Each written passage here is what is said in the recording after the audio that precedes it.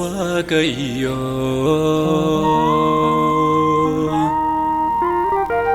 gara koo ta'uu baatee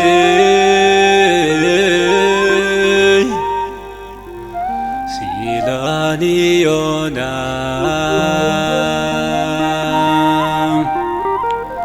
badiraam dinniina nyaatee tu goftichi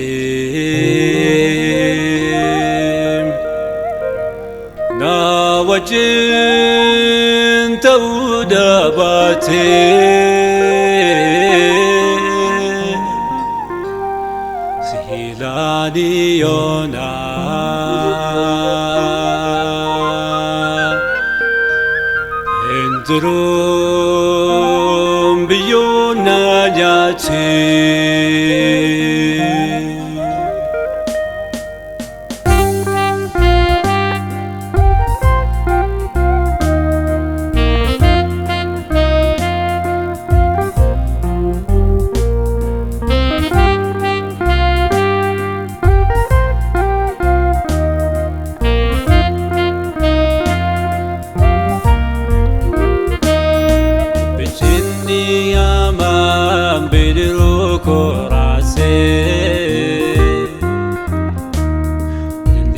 Savala lola narrat kase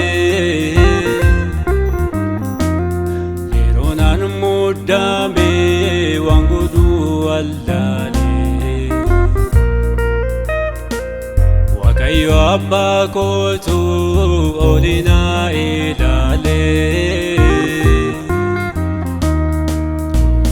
Waaqayyo gara koo ta'uu baatee siilaan yoonaan badiraan dinniina nyaatee otoo gooftichi na wajjin ta'uu baatee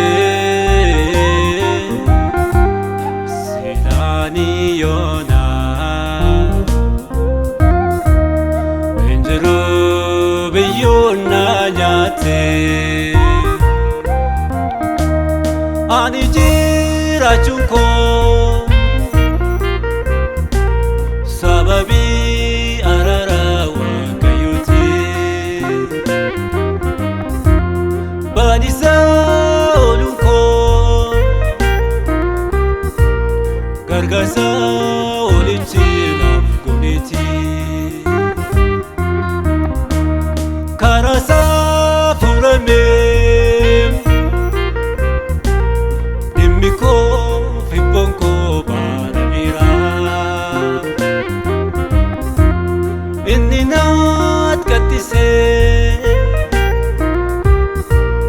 Kufati ko ego kana era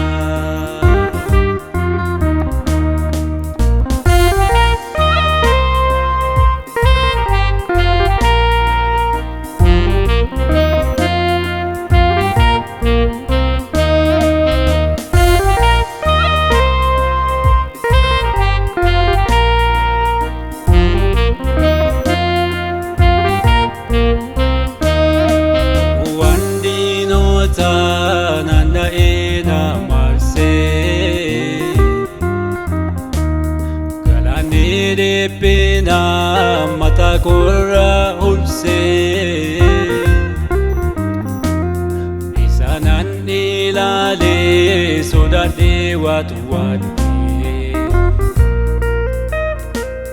maka gofta wa min moicha argade ani jiraachuun koo sababii araara Waaqayyooti. Badiisa ooluun koo gargaarsa olichi naaf godheeti. Karaa isaa furamee dhimmi koo fibboon koo baanameera. Inni naat kattisee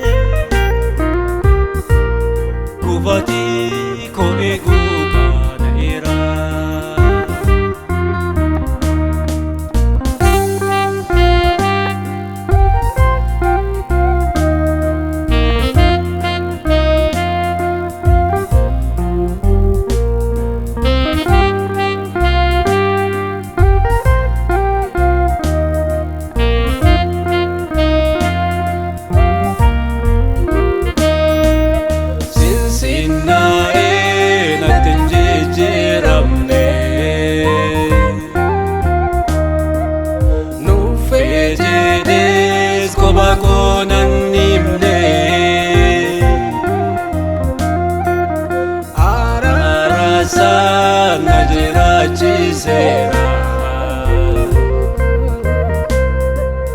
Diinota koo lafa laalchiseera.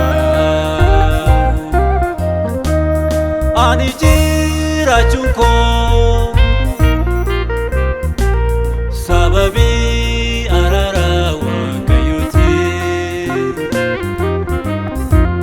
Badiisa ooluun koo gargaarsa olichi naaf godheeti. Karaa isaa furamee dhimmi koo fibboon koo baanameera.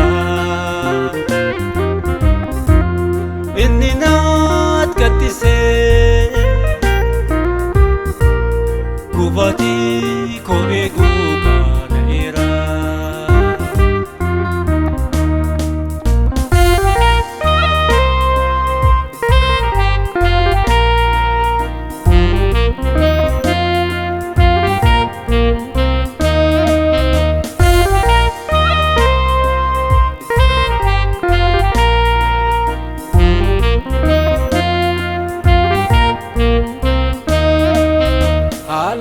Hallelujah, Waaqayyo gaariidha.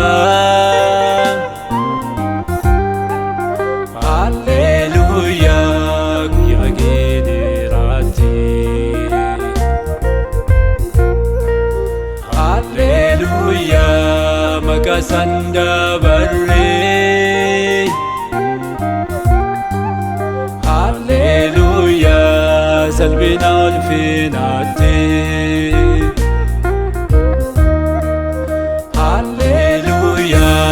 Waaqayyo gaariidha. Hallelujah, guyyaa geediraatti.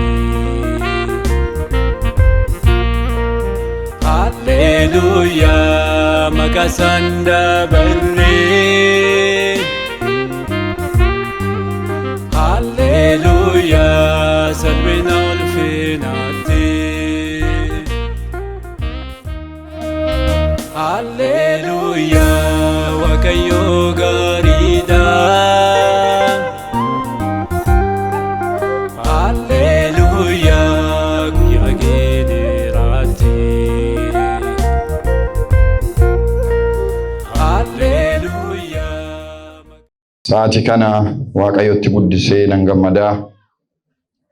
Saba Waaqayyoo akkasitti dubbii jiraataa Waaqa jiraataa biraa dhufuu nyaachuudhaaf buddeena jireenyaa qophaa'ee eeggatu yeroo asii achi ilaalan baay'ee nama eebbisa.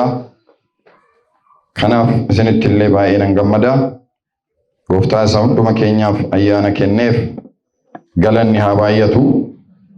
Sa'aatii kana sagantaa keenya eegaluudhaaf matoota keenya gadi qabannee yeroo xiqqoo isheetii fi irra deebinee hin kadhanna. Waaqayyo mata duree dhaabbileen amantii maaliif baay'atan jedhu kana Hafuurri Qulqulluun akka nu barsiisuu fi isa affeerra. Si kadhannaa. Tolaaf galateeffamaa abbaa keenyaa.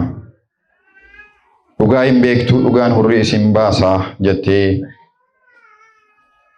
ati Yohaannis 8:32 irratti akkuma dubbatte biyya lafaa kanarratti wanti seexanni hojjete inni guddaan yoo jiraate dhugaa ukkaamsee soba waltajjii hundumaa irratti leellisuu fi hordoftoota sobaa baay'isuu akka ta'e beekamaadha. Gooftaa dhugaatu immoo hurrii nama baasa. Dhugaatu gara jireenyaatti nama geessa. Dhugaa beekuu otoo feenuu baay'een keenya dhugaatu eebuu beela dhugaatiin kan wallattoofne meeqatu jira waan ta'eef sa'aatii kana yaa qulqulluu Waaqa Israa'el hafuurri kee inni gara dhugaa hundumaatti nama geessu barsiisaa keenya akka ta'uuf Waaqarraa nu gargaari.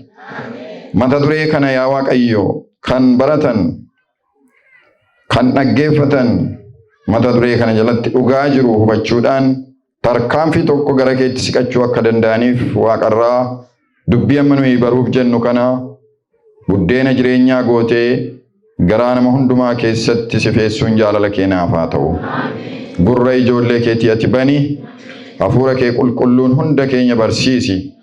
Kanas kadhannaa jaalala keetti maqaa Yesuusiin ameen. Dhaabbileen amantii maaliif baay'atanii kan jedhu gaaffii namoota baay'eeti jechaadha. Nama hundumaa keessatti kan mul'atu. Sababiin isaas yeroo ammaa kana hundumti keenya akka ilaallu baay'inni dhaabbilee amantii daraan dabalaa jira. Gara 45,000tti siqeera. Kiristaanummaa keessaa kan ba'e qoftiyyuu heddummateera. Kani sakaanii yoo dhiisne jechaadha. Kuni maaliif ta'ee isa jedhu laalla. Hayaataan akkasin na caqastan abdii guddaan qaba. Egaa sababiin waldaan yookaas dhaabbileen amantii baay'atanii fi hedduun akka jiran ilaalla. Sababoonni hedduun waldoleen akka cirracha baay'achuurraan kan ka'e sabni bitaachaa akka jiru. Sabni baay'een bitaachaa bita galaa akka jiru. Haalli isaa namoota hundumaatti danqaa akka ta'e namoonni waan filataniif garatti goran akka isaan dhaban arginaas keessatti jechaadha. So akkamittiin dhugaa beekuu dandeenya jettee yaaddee beektaa jedha. Wannooti kun namni kamiyyuu kana yaadurraa bilisa ta'ee yaadu. Attamitti namni dhugaa beekuu danda'a? Dhugaa bira ga'uu danda'a? Waldaa ishee dhugaa Waaqayyo biyya lafaa kanarraa qabus akkamittiin nan beekuu danda'a jennee gaafachuun hin oolu. Kanaaf dura gara macaafaa deemuun dhugaan maal akka ta'e beekaa. Namni dhugaa barbaadu dura gara macaafa qulqulluu dhaquutu sirra jira. Sana booda waldaa macaafa wajjin walgittu barbaaddachuutu nurra jira sirra jira jechaadha. Macaafni qulqulluun hundee dhugaa hundumaati waan ta'eef. Macaafa qulqulluu keenya keessatti argama kallattiin jireenyaa bu'uurri fayyina keenyaa achi keessaan ibsamee jira. Kanaaf namni dura gara macaafa qulqulluu deemuudha. Sana booddee immoo waldaan akka macaafaatti jiraattuu fi dhugaa macaafa qulqulluu keessa jiru akka jirutti barsiiftu eessa jirti jennee gaafachuun yeroo qabnu kana keessatti yeroo araaraa yeroo dabalataa kana keessatti wanta barbaachisaadha jechaadha. So raajiin macaafa qulqulluu dhaabni amantaalee baay'een lafarra akka jiran ifatti dubbateera. Raajiin macaafa qulqulluu dhaabbileen amantii hedduun lafa kanarra akka isaan baay'atanii jiran dubbata. Mul'ata keessatti fardeen arfan haalli fuulduree kiristaanummaa mul'ata keessatti fardeen arfaniin haalli fuulduree kiristaanummaa ni ifoomee jira jedha yookaas ifa ta'ee jira jedhaan. Haalli kiristaanummaan keessa darbe seenaan kiristaanummaan deemee dhufe bu'aa bayii kiristaanummaan keessa ce'ee dhufe fardeen arfan kanaan mul'ata keessatti Waaqayyo ibsee jira jedhaan. Mul'ata keessatti fardeen afurtu jira. Yeroo hundaa seenaa amantii keessatti Waaqayyo qofti Waaqa dhugaa akka ta'e beeksisee tursuuf kan itti fayyadamu Waaqayyo saba qabaa jedha. Ameen. Yeroo hundumaa seenaa keessatti dhugaa qabatanii dhugaa wajjin kufanii dhugaa wajjin kan ka'an karaa isaanii dhugaanii dhaloota gara dhalootaatti akka darbu kan barbaade namoota fo'ate namoota hambifatu hafaa qaba Waaqayyo. Waaqayyo hafaa qabaa jedhaan. Kakuu moofaa keessatti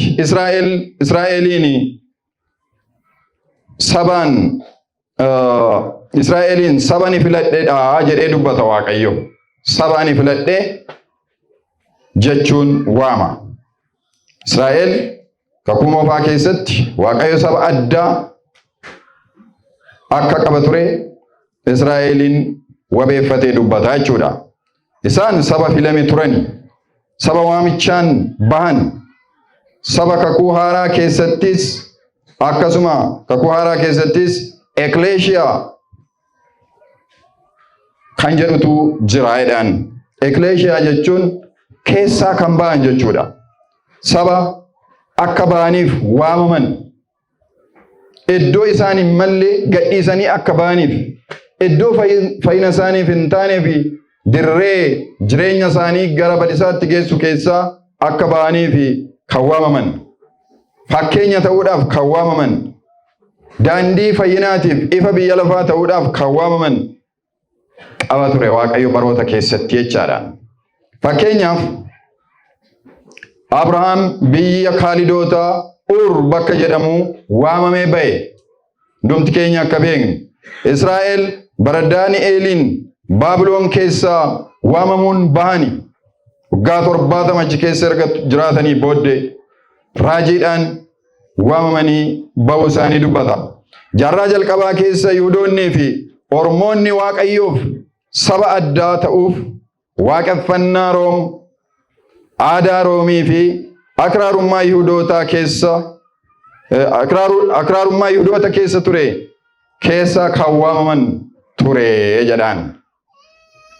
Kakuu moofaa keessattis kakuu haaraa keessattis sabni waamaman dirree isaaniif hin malle keessa akka ba'anii fi waamichi isaaniif ta'e turaniiru.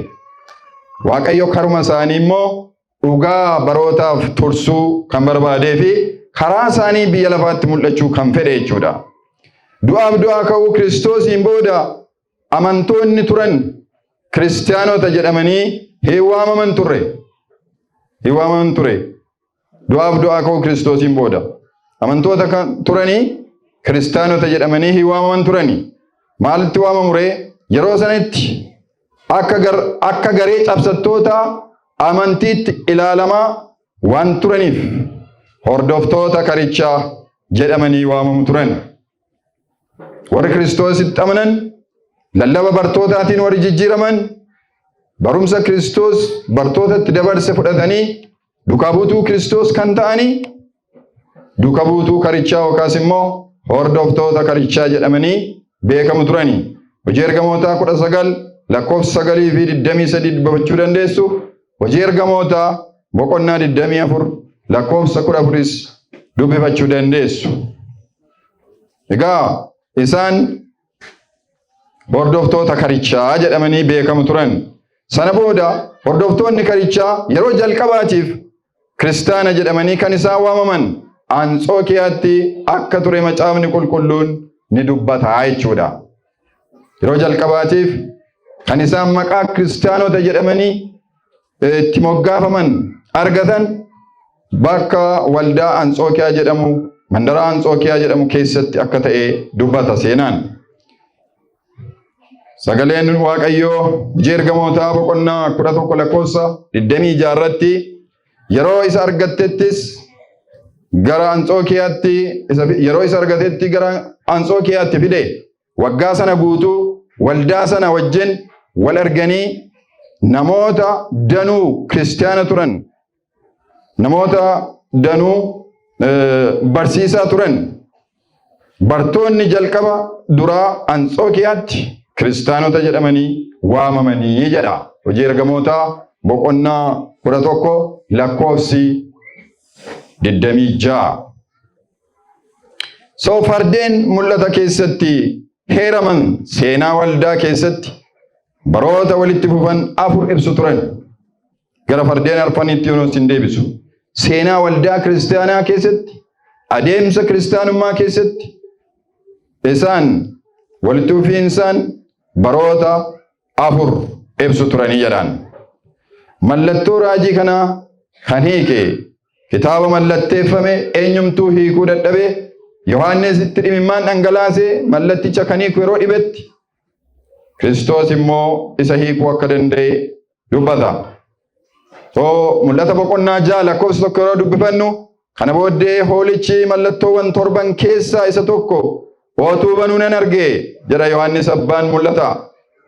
Uumamni lubbuu qaban arfan keessaa immoo inni tokko sagalee akka kakawweetiin kootu jechuusaa nan dhaga'ee jedha. Mul'ata 6:1 irraa. Kiristoos mul'ata 13:8 irratti akka dubbatu biyyi lafaa utuun uumamiin hoolaa unuuf gurraamedha jedha. Maqaan Waaqayyoo eebbifamu. Hoolaa sababii cubbuu keenyaa nuuf qalame akka ta'e dubbata. Hoolichi mul'ata keessatti ibsame kuni Kiristoos jechuudha. Mul'ata 6:2 irrattis akkana jedha. Ani achi ilaalee farda adii tokko arge. Inni fardicha irra taa'es immoo iddaa harkatti qabatee gonfoon tokkos isaaf hin kenname. Inni mo'aa ammas mo'uudhaaf hin ba'ee jedhaan. Inni mo'aadha mo'uudhaafis hin ba'e. Farda adii irra nama taa'e. Gonfoo mataatti kaa'atee iddaa harkatti qabatee mo'uudhaafis immoo kan deemu jechuudha. So adiin mallattoo qullaa'ummaati jedha. Raajiin yeroo ibsu jechaadha. Mallattoo qullaa'ummaati. Wanti adii ta'e hundumti keenyi kan beeknu. Mallattoo tokkoffaa farda adii. Yeroo mallattoonni tokkoffaan baname farda adiitu kan isa gulufsiisutu achi as ba'e. Inni kun amantii qulqulluu fi jabaa bakka bu'a jechaadha. Kun bara amantiin hundaa'ee jalqaba bartootaan lallabbiin jalqabee bara 31 hanga 100 dhaloota Kiristoosiin booddee kan jirudha jechaadha. Kiristoos du'ee du'amee waggaa 31ffaa bara inni jiru kaasee hamma waggaa 100tti kan ture amantiin qulqullummaa fi jabina kan qabu jaalalaan irratti kan hundaa'e aarfamuu irratti kan hundaa'e ture jechaadha. Amantii mudaa hin qabne ture. Kanaaf inni kun waldaa Efesooniin akka inni bakka bu'u beekamaadha. So barri Efesoonitti jiraatte jaarraa 31 amma 100 akka ta'e dubbata. Fardi adiin amantii qulqulluu. Amma jaarraa 100tti amantiin maal ture jechaadha? Makaa hin qabu ture. Kallattiidhumaan akka Yesuus Kiristoos irraatii baratametti saba bira gahaa ture. Barsiisi jirus. Macaafnis dalganii kamu ture. Wanti biraan ittiin dabalamne ture.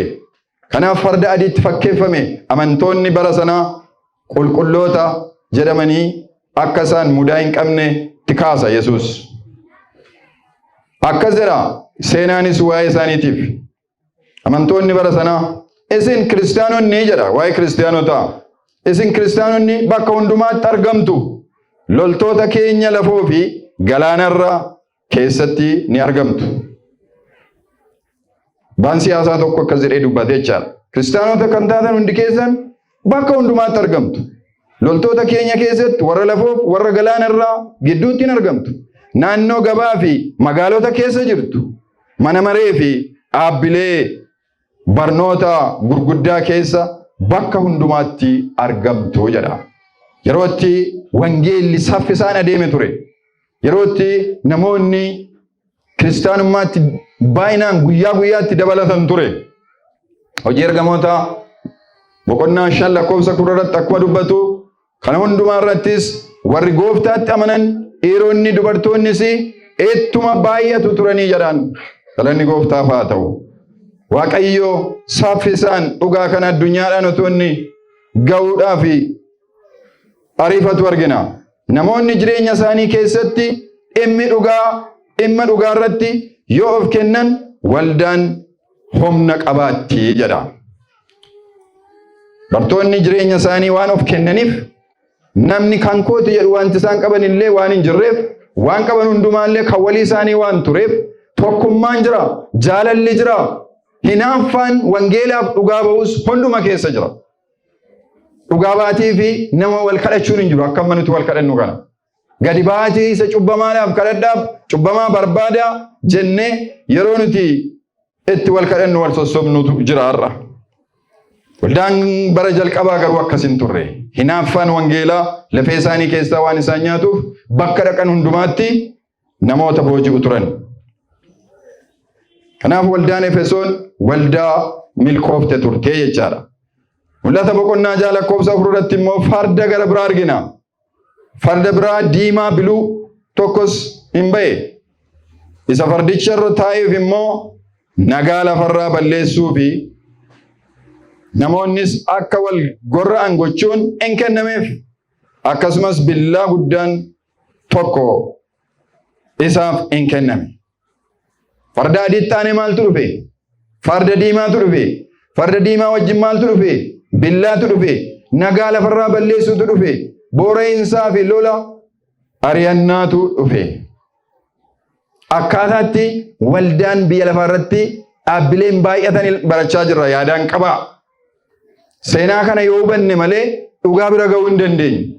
Waldaa dhugaa argachuu hin dandeenyu. Seenaan achi asiisaa attamitti akka wangeelli bobbooraa akka dhufe, waldaan akkamitti akka dukkana uffachaa akka dhufte, dhugaarraa kufaa akka dhufte ilaaluuf deemaa jirra waan ta'eef.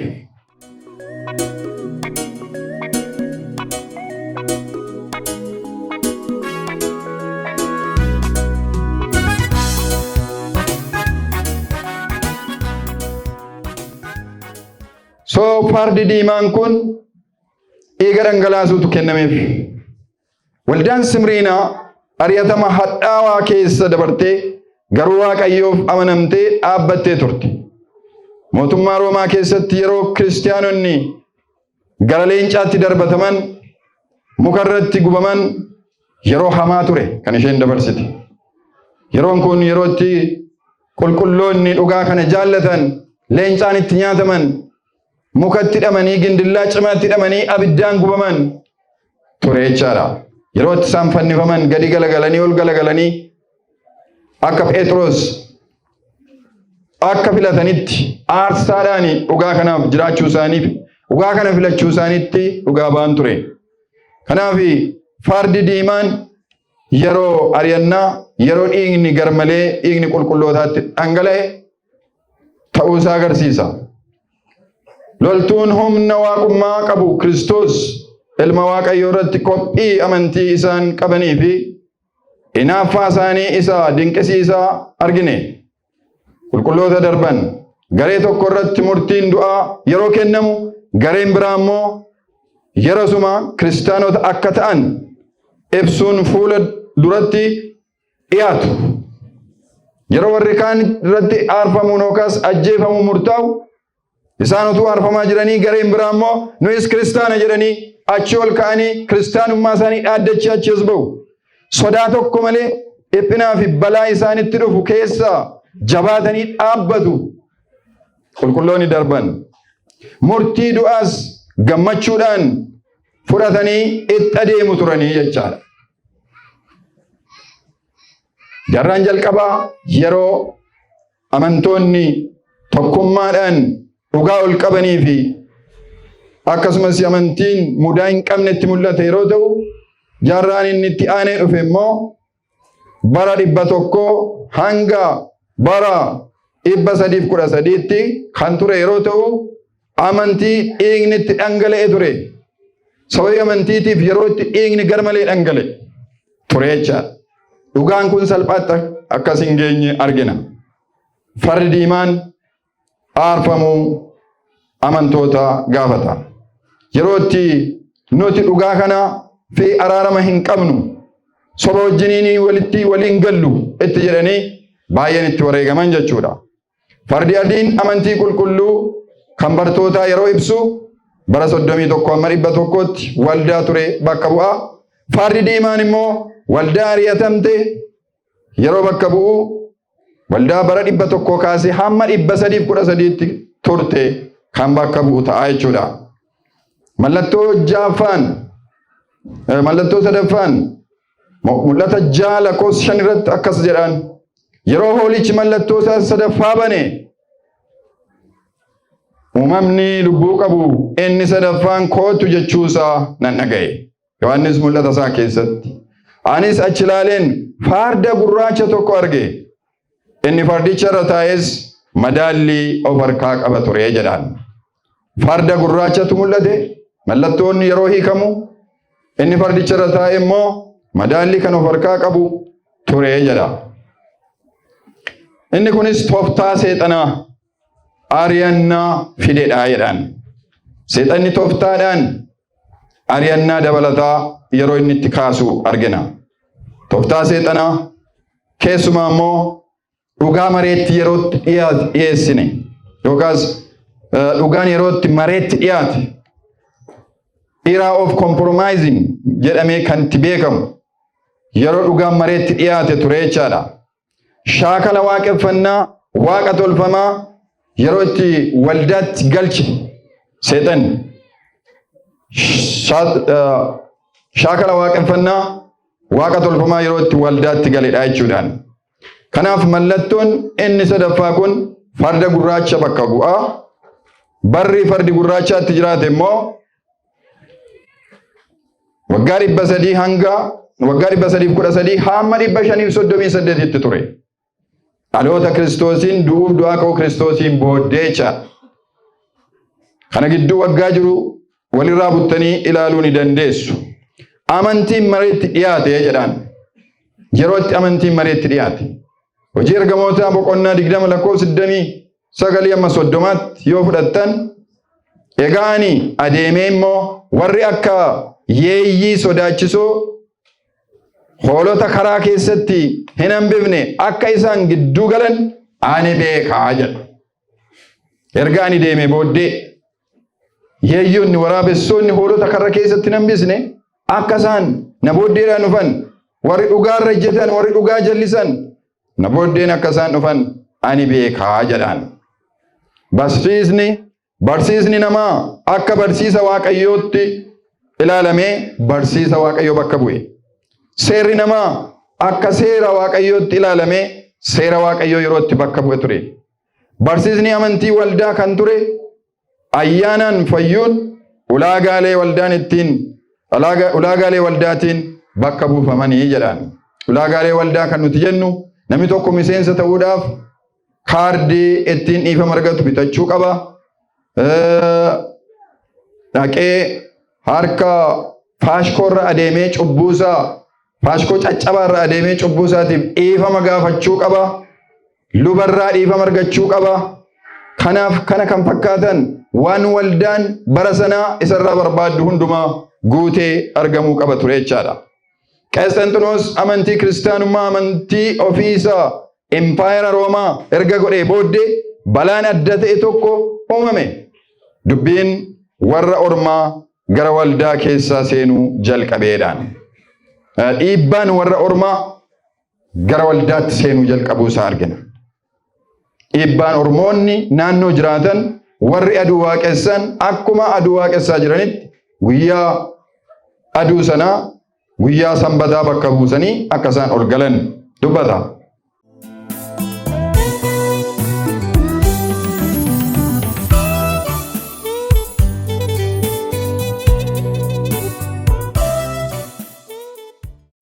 Waaqeffannaan waaqa tolfamaaf dilbataa warra ormaa biratti beekamaa ture. Bara farda gurraachaa waldaan lakkoofsaan guddatus humna ishee dura sana hin dhabdee jedhaan. Humna ishee calaqqee ulfina ishee simboo ishee dhabaa adeemtee jedhaan waldaan kiristaanaa. Bara farda gurraachaa kana keessa guutummaatti dimismifte dukkana uffatte. Mallattoo sadaffaa irratti farda gurraacha ture kan nuti argine. Bara 313 amma 538tti amantii mareetti dhiyaate jedhamee beekama. Amantiin baratti mareetti dhiyaate.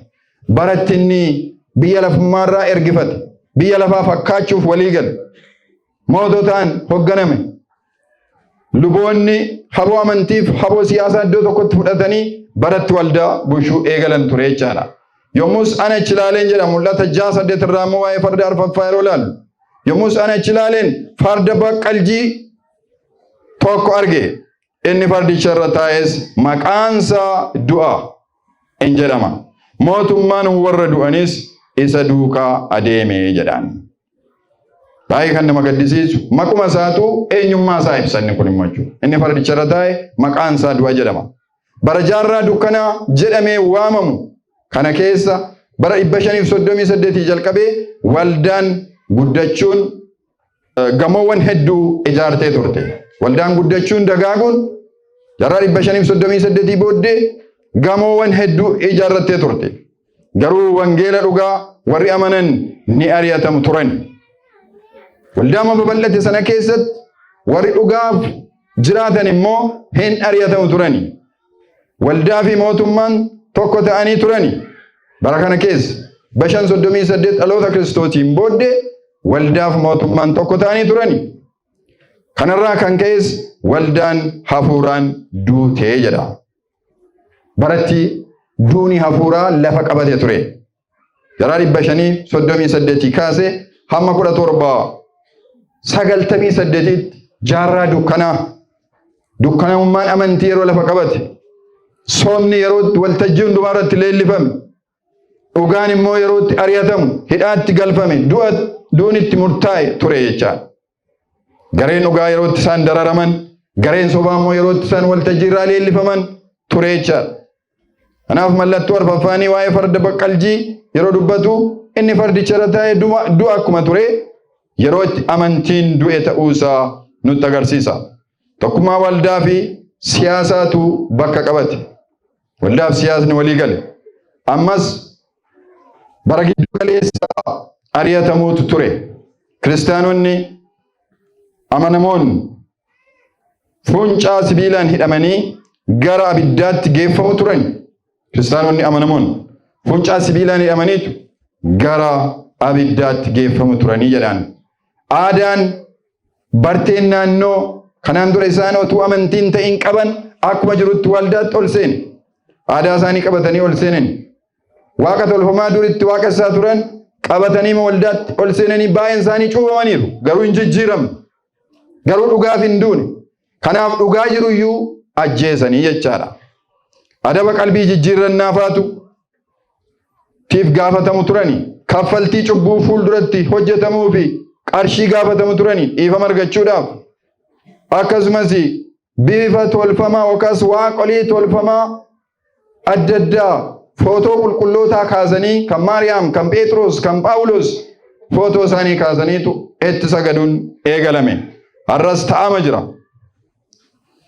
Kanaaf bifa waaqa tolfamaatti sagaduu caasaa waldaa akka caasaa samiitti eeguun barsiisa namaa akka barsiisa waaqaatti hordofuutu ture jedhaan.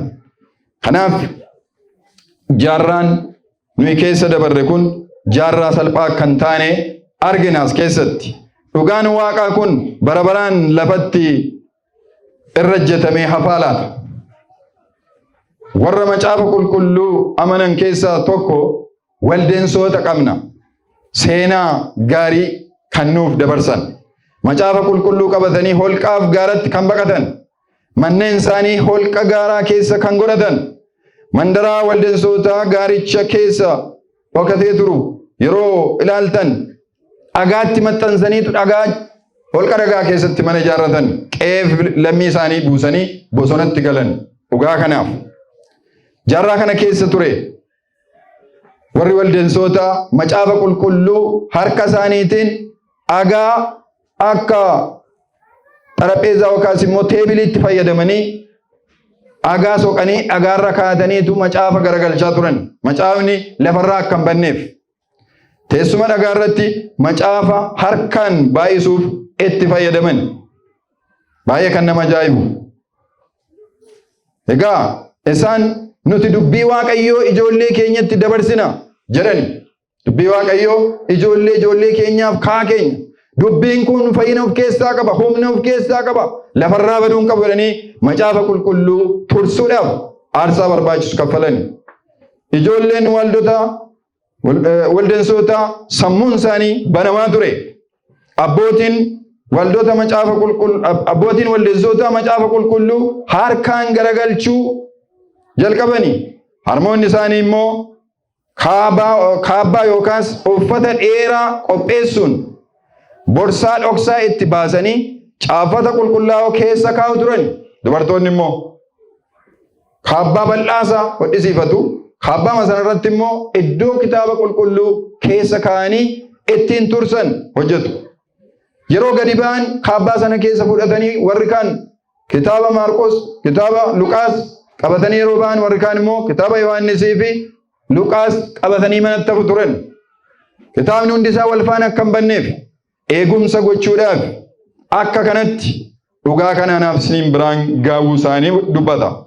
So mallattoon arfaffaan farda baqqaljii bara 538 amma 1798 yeroo du'a amantii akka ta'e beekamaadha.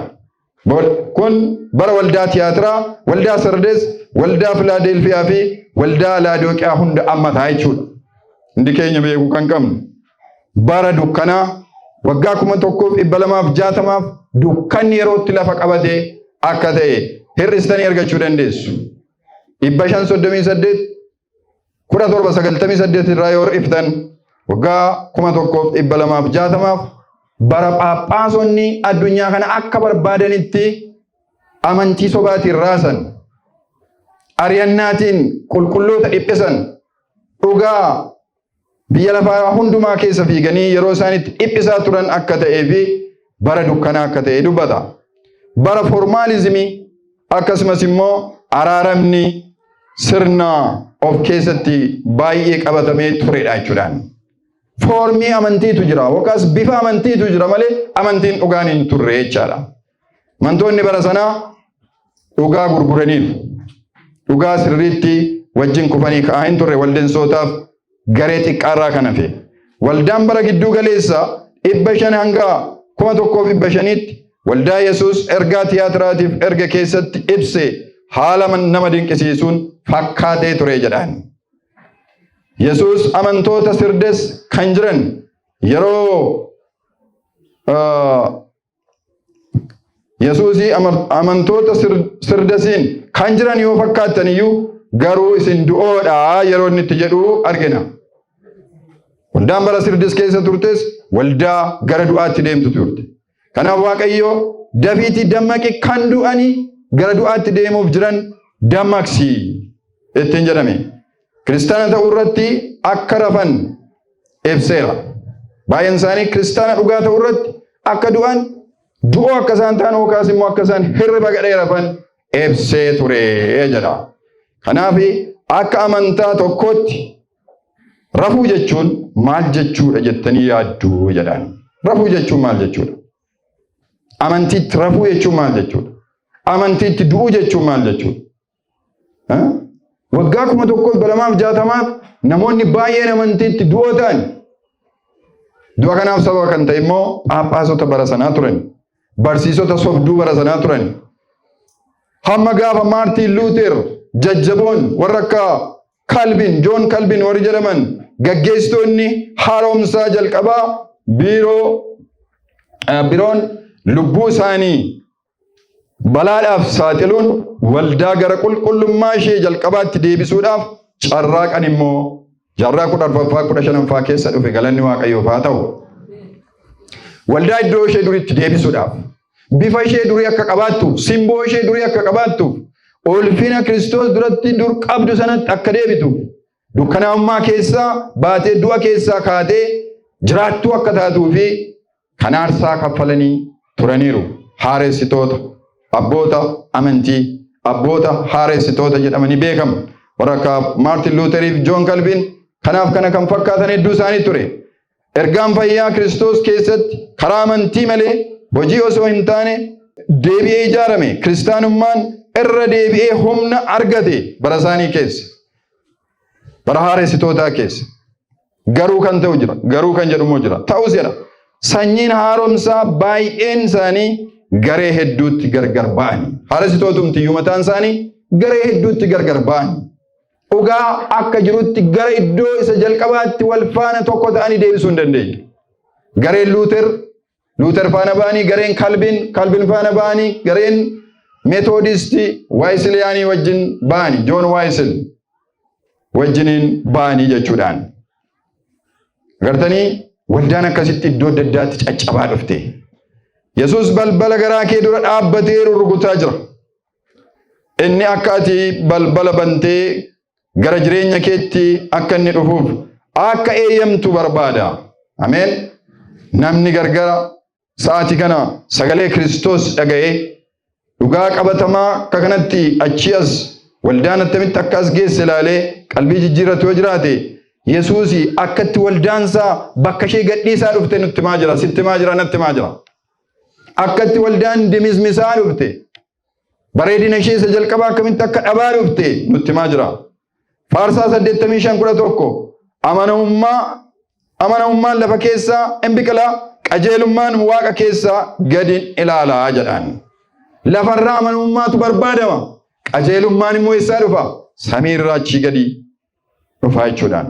Soo Maartin Luuter barasaa keessatti qajeelummaa argachuudhaaf, fayyuudhaaf faashkoorra adeemeetu Phaaphaasiidhaan dhiifama gaafachuuf otoo deemu achis kana godhee immoo qalbiinsaa tasgabbaa waan dadhabdeef gaaf tokko macaafa qulqulluu awwaara keessatti gatame tokko argateetu macaafa Roomee boqonnaa tokko lakkoofsa 17 isa jiru dubbifate. Ulaa sanatti maal kan jedhu arge beektu? Qajeelummaan Waaqayyo namaaf kennu amantii irraa hin dhaabbata, gara amantiittis hin geessa kan jedhu dubbise. Amantiidhaan malee faashkoodhaan miila ofii kukkutu, horii ofii hamma barbaadan nan fayya jedhanii namootaaf kennu, fayyuudhaaf hojiitti hirkachuun akka hin danda'amne bare. Inni gadaam keessa taa'eetu Roomee 1:17 kan inni dubbise jechaadha. Kanaaf har'aa boloota koo sagantaa keenya gara goolabbiitti yeroo dhufu Kiristoos Iyesuus inni hunduma keenyaaf du'e. Dhugaan kun akka kufeetti hin hafne. Haaressitoota kaafateera. Har'ammoo waldaa Adventistii guyyaa 7ffaa isinis deebisaa dallaa diigamaa taatanii akkasiin waamamtan beekamaa. Bara keessan keessatti akka waldensootaa dhugaa kanaaf gumaacha gochuun akkasin irra jiruuf Waaqayyo waamicha isiniif dhiyeessa. Isin warra ayyaana Waaqayyootiin karaa amantii fayyifamtanidha. Inni immoo kennaa Waaqayyooti malee gocha ofii keessanii miti. Adventistootaanus ayyaanumaan fayyina. Warri ayyaanaan fayyine kun immoo dhugaa kana ol qabuuf waamamne. Akkuma Abrahaam baattuu dhugaa ta'ee jiraachuudhaaf eebba biyya lafaa ta'uudhaaf waamame, nuyis eebba biyya lafaa ta'uudhaaf waamamne. Eebba kana wal harkaa fuunee akka dabarsinuuf warri eebba kanaaf waamaman immoo hundumtuu abboommii Waaqayyoo kan eegan amantii Yesuus Kiristoosis warra qabanidha. Ameen. Isaan immoo warra sanbata isa guyyaa 7ffaa guyyaa Qidaamee akka qulqullinaatti Waaqayyoof eegan akka ta'e beeknee waldaan dhugaan sanbanni dhugaan isa kam akka ta'e adda baafannee gara Kiristoositti akka deebinu namootas gara fayyina kanaatti gara dhugaa kanaatti akka waamnuuf Waaqayyo nu haa gargaaru. Gooftaan ayyaana isaa hunduma keenyaaf haa baay'isu. Warra hayaataan dubbii kana dhaggeeffattan duukaa buutan hundumaaf gooftaan kana caalaa dubbii isaa irratti ifa dabalataa isiniif haa kennu jechuudhaan sagantaa keenya yeroo goolabnu mataa keenya gadi qabannee hin kadhannu. Gooftaa galanni ulfinni guddinni bara baraan siif haa ta'u. Jireenya hunduma keenya haala dinqisiisaatiin dhugaa kana bira akka geenyuuf fedha kee waan ta'eef seenaa waldaa kiristaanaan keessa dabartee as geesse. Dhugaan gufuuf gufannaa meeqaa miliqee akka inni as ga'e nu barsiiftee galanni siif haa ta'u. Ilaa warra dhugaa kana baadhatanii dhiphina keessa abidda keessa dhaabbatanii lubbuu isaanii du'atti kennaa wareegama gurguddaa kaffalanii asiin gaan biyya lafaa kanarraa waan qabaatteef si haa galatu. Har'as yaa Waaqayyo baay'eetu dhugaan eessa jira dhee dhugaa barbaadaa jira. Ati ofii kee dhugaa saba keetti mul'isuun jaalala kee naaf haa ta'u. Bara joonja'ummaan amantii akkuma jaarraa dukkanaa nu qabate keessa jira. Namni galatti goruuf waan qabatu yeroo wallaale keessa jira. Bara raajonni sobduun baay'inaan baay'atan garuu namoonni ammayyuu dheebuu qaban keessa jira waan ta'eef ayyaana keetiin ati nu gaggeessi. Dhugaa keessatti ati nu ijaari. Dhugaa irratti ijaaramnee dhugaaf warra dhugaa ba'an akka taanuuf ayyaana kee nuuf baay'isi. Gara adeemnu hundumaatti dhugaa kana daddabarsuu akka dandeenyuuf ayyaana kee nuuf baay'isi. Sagantaa qabaanneef si haa galatu. Yeroo qabaanneef si haa galatu. Dubbiin kee immoo nu rukutee kan lafa bu'u otoo hin ta'in sanyii maasii gaarii irra bu'ee ija godhatu akka ta'uuf jaalala kee nuuf haa ta'u. Maqaa Yesuusiin ameen.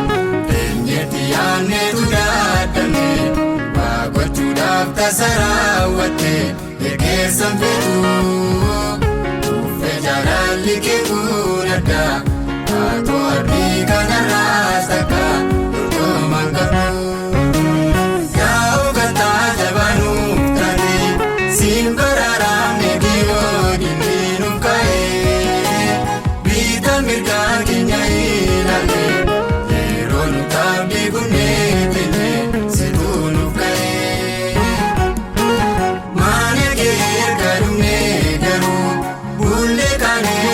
kayane numebera bana sitina ga kamnanu tabba mana ke kesa tunuftae baka kabana anuftae kamichukara isayero musar kanus itikoru galu rawanne sinnu taka ergasi arganne dandenye ormatin baru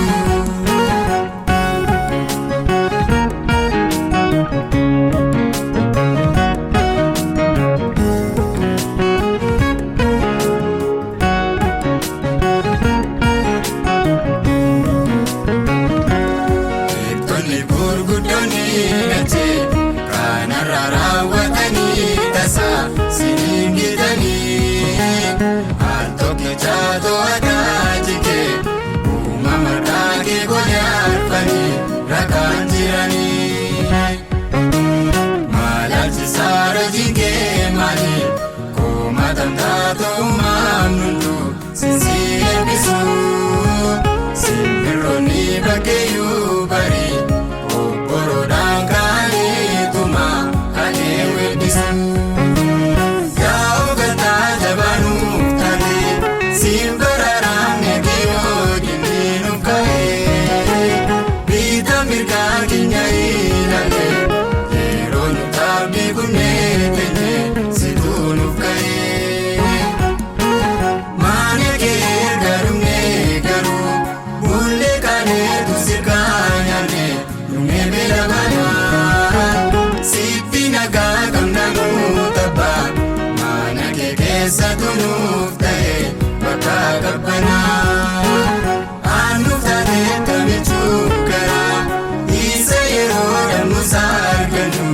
murtii koolu galu raawwanne sinnis nuni takka erga si arganne dandeenye ormaatti hin barru.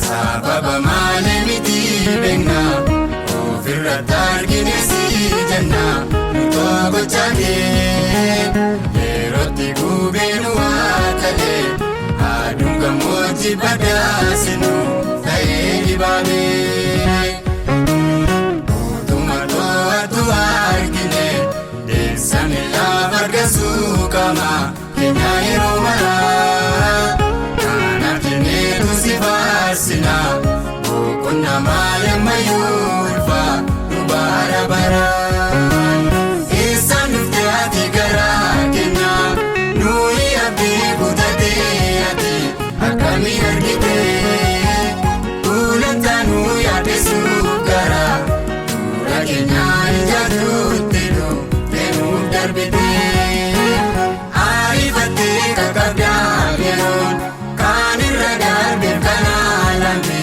radarbamanii tuuqa keenyeen hin irraanutoo waa'ee keenyaa deemsaraa jalqaa negaaru sinii gungummii yaada garaa uumamaa harka kee maala laantee atoo furmaata lataa waan akka kee tasan argamu hoggana bulchitoota lafaa ragurdaa jaalaa.